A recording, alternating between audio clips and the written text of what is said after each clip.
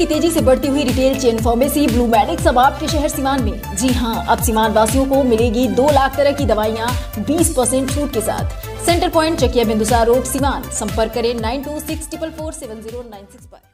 अंदर की मजबूती ही असली मजबूती होती है, जैसे सलूजा गोल्ड TMT सरिया, क्योंकि सिर्फ यही है 24 कैरेट गोल्ड की तरह असली स्टील से बना, जो दे आपके निर्माण को बेमिसाल मजबूती अंदर से।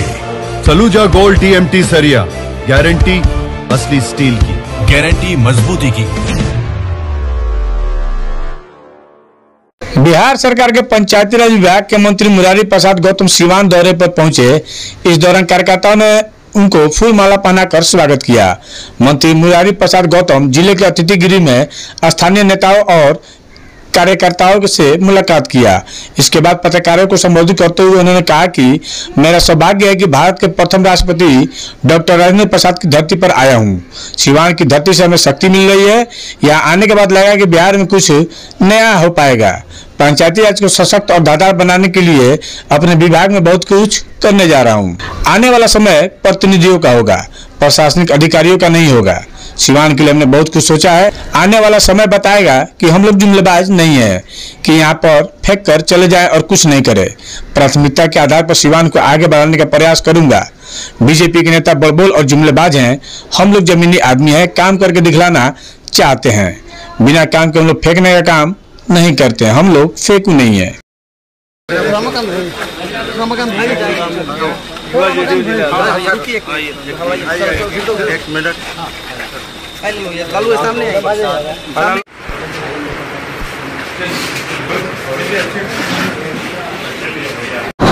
देखिए, सिवान की जो धरती है, पूरे देश को पता है कि सिवान की धरती से ही पहले राष्ट्रपति, हमारे आज़ादी के बाद जो राष्ट्र निर्माण में सबसे पहले राष्ट्रपति यहीं से राजेंद्र बाबू हुए थे। और हमारा सौभाग्य है कि आज राजेंद्र बाबू की धरती पे हम यहाँ मेरा आगमन हुआ है। और सभी हमारे जनप्रतिनिधि, मैं जिस डिपार्टमेंट में मंत्री हूँ पंचायती राज, और इस आप देखेंगे कि सभी जिला पार्षद अध्यक्ष से लेकर जितने हमारे जिला पार्षद हैं, कई मुखिया साथी भी हम देखा है, सरपंच लोग भी, सभी लोग इस रात्रि में यहाँ जुटे हुए हैं। मैं काफ़ी विलम्ब से आया, इसके लिए मैं सभी प्रतिनिधियों से क्षमा प्रार्थी भी हूँ कि आप लोगों को काफ़ी वेट कराना पड़ा। और आप मीडिया बंधुओं से भी कि आप लोग भी काफ़ी देर से हमारा इंतजार किए हैं।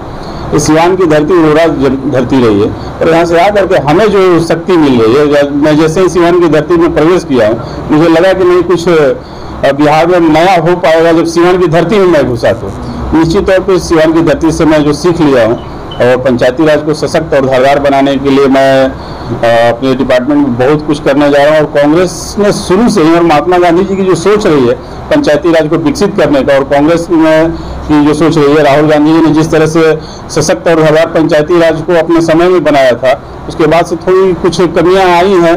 और कहीं ना कहीं प्रतिनिधि अपने आप को बहुत ही कमजोर महसूस करते हैं। निश्चित तौर पर आने वाला समय प्रतिनिधियों का होगा, यहाँ प्रशासनिक अधिकारियों का नहीं होगा। प्राथमिकताएं बहुत सारी हैं, एजेंडा तो बहुत सारा है कि प्रतिनिधियों को कैसे हम लोग सशक्त करें और सबका अपना कैसे इस क्षेत्र का अपने क्षेत्र में विकास कार्य कैसे करें, जो अभी अब तक अवरुद्ध पड़ा हुआ है।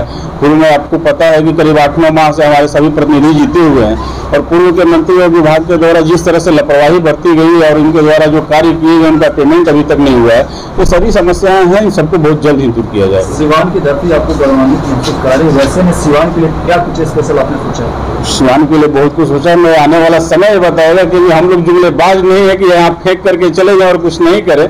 यहाँ के सभी जनप्रतिनिधियों के साथ मैं मिल करके यहाँ की क्या प्राथमिकता होगी और किसे प्राथमिकता के आधार पर आगे बढ़ाया जाए, मैं इन सबों से मिल करके उसकी जानकारी लूंगा। और निश्चित तौर पर प्राथमिकता के आधार पर सिवान को मैं आगे बढ़ाने